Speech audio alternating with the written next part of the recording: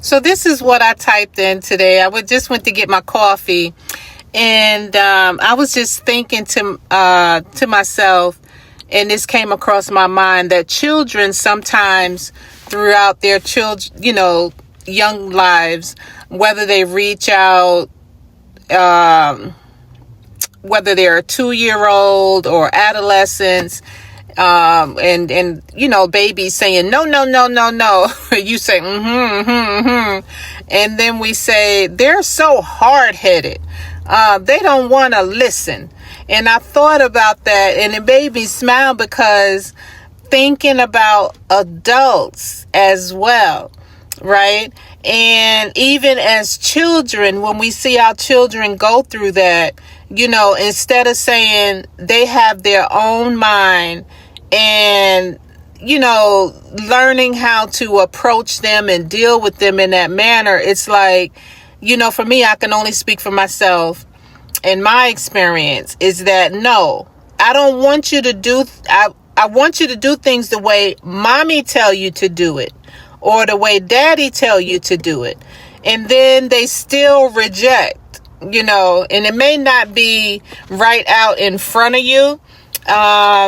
They'll go to school, they'll get with their friends and do something totally different than what you've taught them or what you tell them.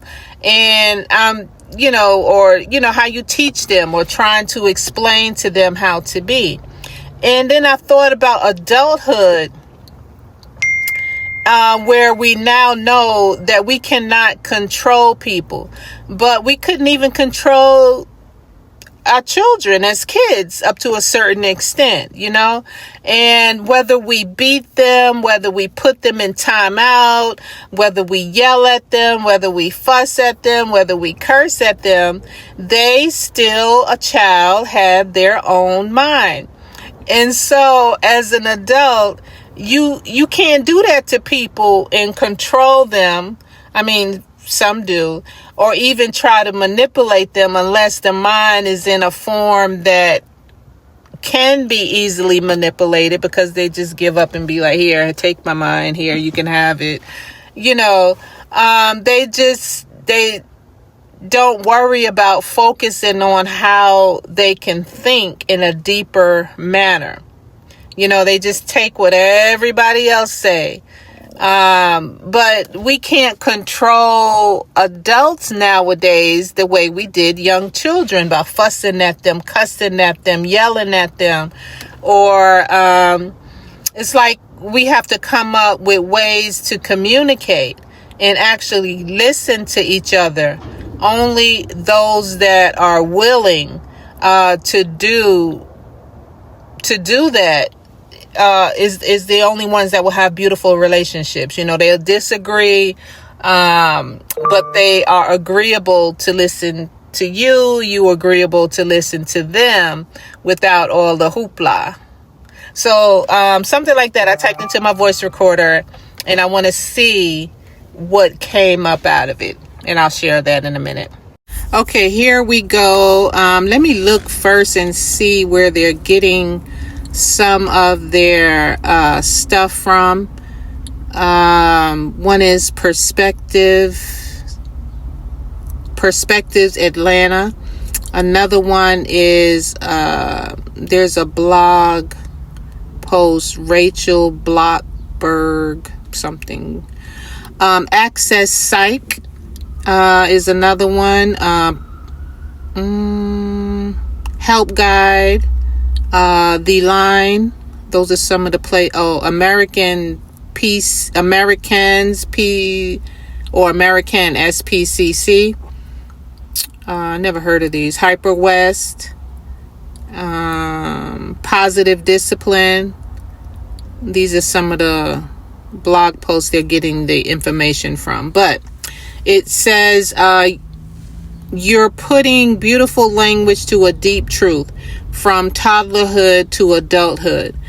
People have their own mind, and real work is learning how to relate to that and not crush it. So what you're noticing about kids when toddlers say no, no, no, they're not just being hard-headed. They're discovering I am me and testing their independence, which is a normal development task between about 1 to 4 years old. Psychologists describe this as the stage where children develop autonomy and initiative. Punishment or harsh control for this exploration can create confusion and shame instead of healthy confidence. Even if parents yell, spank, or punish, children still have their own thoughts and will. Control can force short-term compliance, but it doesn't erase their inner world. How that shows up in parenting, many of us were taught, do it how mommy or daddy said. So we repeat that pattern, expecting obedience over understanding. So research on over-controlling and intrusive parenting shows that trying to manage everything as a child thinks and does can harm their later independence. Over-controlling them and intrusive parenting. So let me read that again because I wanted to digest that little part. Research on over-controlling and intrusive parenting shows that trying to manage everything a child thinks and does can harm their later independence, their relationships, and self-trust in adults. Hostile parenting, the yelling, harsh punishment, constant criticism, is linked to more anxiety, aggression, and long-term mental health struggles in children. It says here, so you're right. Even back then, we never truly control them. We only control the environment and consequences for a while. The adult version of the same pattern. In adulthood, those same control tactics just don't work. You can't hit, punish, or scream at grown people and expect real, lasting cooperation or intimacy.